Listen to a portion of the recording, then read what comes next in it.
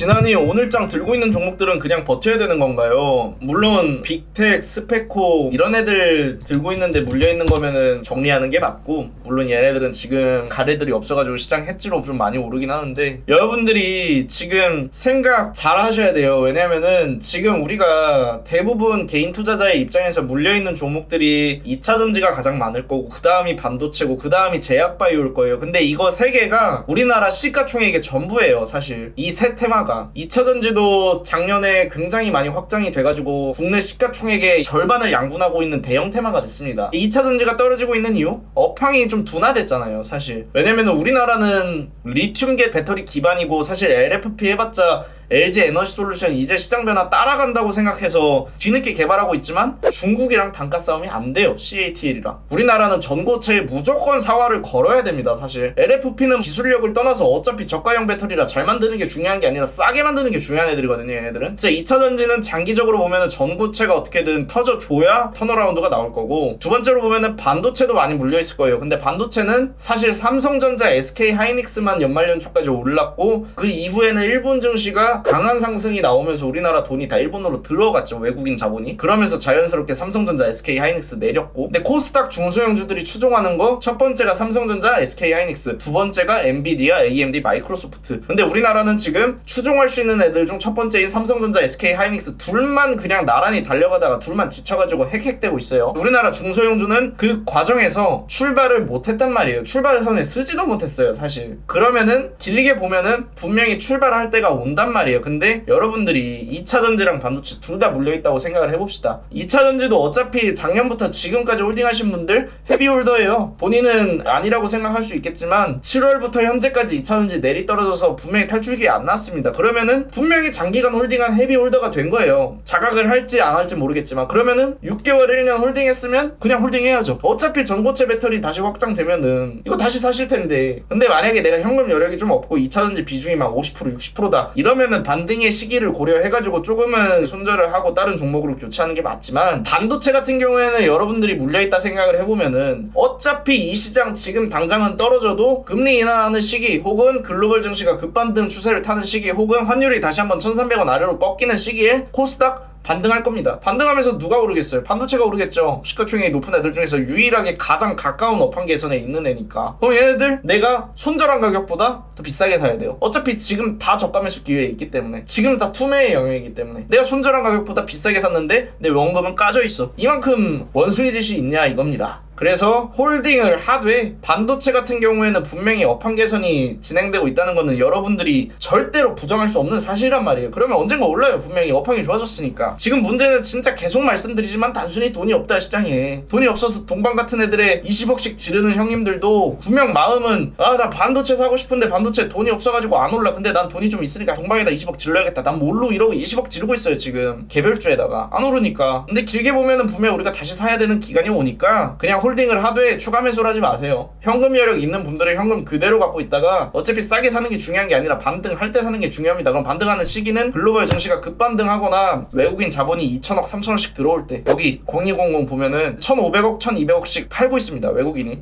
하지만 기관은 지금 반발 매수 저가 매수를 하고 있죠. 어제와는 다르게. 그리고 연기금이에요. 사고 있는 거. 얘들은 중장기적으로 투자를 합니다. 그럼 어느 정도 국내 증시가 바닥에 근접을 했다라고 생각을 하고, 지금 팔면은 싸게 팔아서 비싸게 사는 원숭이가 될 수도 있다. 극단적으로 그냥 생각을 하시고 마인드 관리하시고, 반도체 물린 분들은 그냥 홀딩하세요. 추가 매수를 좀 나중에 하세요. 외국인 살 때. 지금 외국인 돈이 BK로 가고 있으니까 요거 좀 돌아올 때 추가 매수 하는 걸로 하고. 그리고 이제 제약바이오 물린 분들 마찬가지입니다. 어차피 제약바이오 물리신 분들 연말 연초에 지수가 그냥 자율반등의 형태로 움직일 때 제약바이오 이슈 타고 가는 게 아니라 코스피 이전 상장, 셀트리온 흡수합병, 나스닥 이전, 알츠하이머 관련주, 비만 치료제 관련주, 탈모 치료제 관련주 개별 이슈 타고 오를 때 단타 치다가 물리신 분들일 거예요. 분명히. 근데 지금까지 홀딩을 했다. 어차피 손절할 시기 지났습니다. 제약바이오 하반기에 이슈 많이 나오니까 그때까지 그냥 내가 가지고 있는 종목이 이거면 괜찮아요. 솔직히 비만 치료제, 탈모, 알츠하이머 이거 3개는 언제고 급등합니다. 급등할 때 잘 나오세요 그냥. 그래서 지금 만약에 여러분들이 이 모든 것들을 다 포기하고 손절을 해서 현금화를 했다고 칩시다. 여러분들한테 질문을 한번 드려볼게요. 내가 지금 가지고 있는 종목들 손절해서 복구 뭘로 할 겁니까? 지금 시장 내가 멘징할 수 있는 테마가 있다 하는 분들은 손절하셔도 돼요. 단연컨대 이 말에 대답할 수 있는 사람 워렌 버핏급 장기적으로 시장을 보는 고수거나 아니면 사기꾼입니다. 확실하게 말씀드릴 수 있어요. 에너지 방산할 거예요? 아니잖아요. 우리가 이걸로 장기적으로 투자해서 어떻게 맨징을 해? 대체할 수 있는 게 없습니다. 그래서 어차피 지금 손절하고 당분간 시장이 안 좋으니까 시장을 덮어놓고 내가 나중에 돌아올 것이다. 지금 매도한 가격보다 비싸게 사겠죠? 내가 지금 손절하고 어떻게든 맨징을 할 것이다. 예를 들어 동방 같은 애들 급등하니까 현혹돼가지고 들어갔다가 지금이야 좋지만 종가에 3,000원 아래로 박을지 누가 합니까? 순식간에 마이너스 이렇게 가는 겁니다. 그래서 단타는 단타로 중장기적으로 봐야 되는 애들은 중장기적으로 지금 우리가 할 수 있는 유일한 선택은 버티는 것이다. 허리띠 졸라매고